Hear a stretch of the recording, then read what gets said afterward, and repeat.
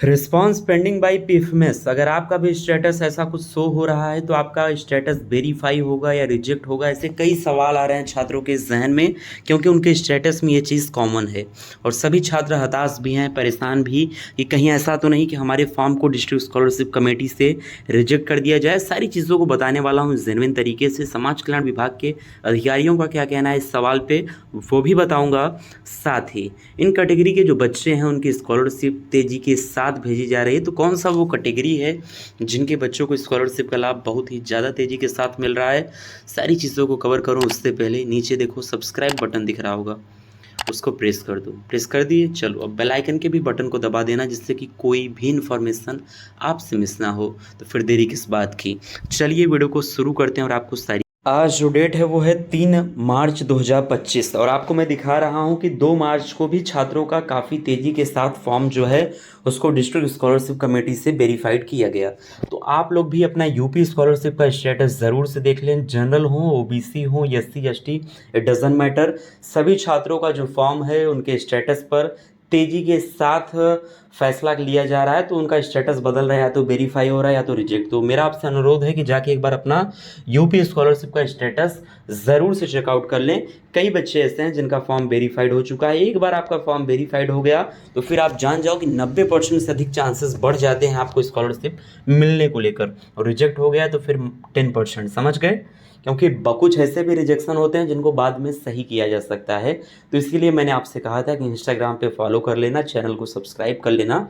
अगर आपका form reject हुआ है तो उसको कैसे वेरीफाई कराना है ये चीज़ भी मैं आपको पर्सनली बता दूंगा। समझ गए?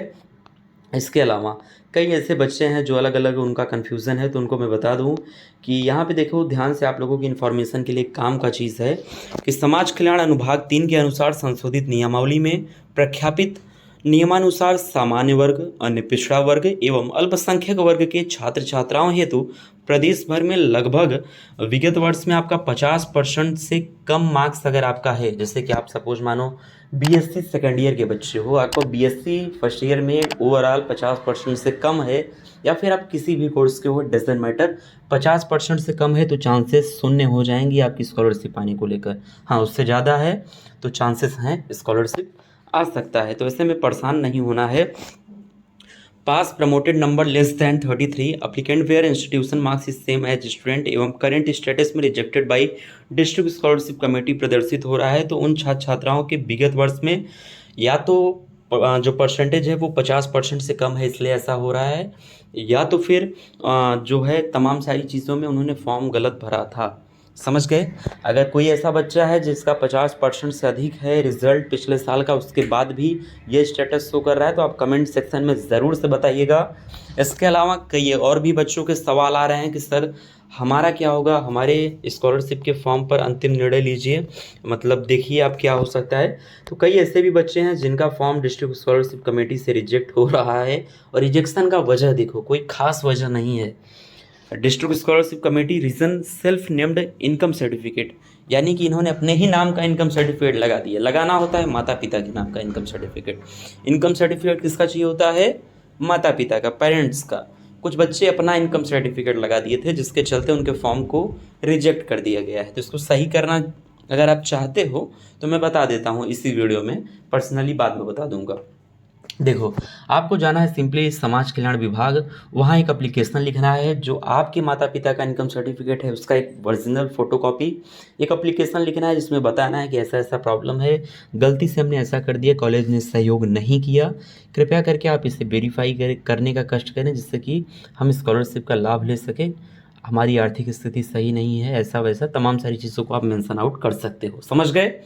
तो थोड़ा सा इन चीज़ों पे एक्टिव हो जाओ। बाकी चैनल को तो अभी तक सब्सक्राइब कर दिया होगा आपने, नहीं किया है दोस्त तो कर दो, क्योंकि यूपी स्कॉलरशिप के फील्ड में सबसे ऑथेंटिक अपडेट आपको और सबसे पुराना जो कह सकते हैं नॉलेजेबल इन्फॉर्मेशन यहीं पे मिलेगा, प्रकाश से यूटेक यूपी स्कॉलरशिप। समझ गए?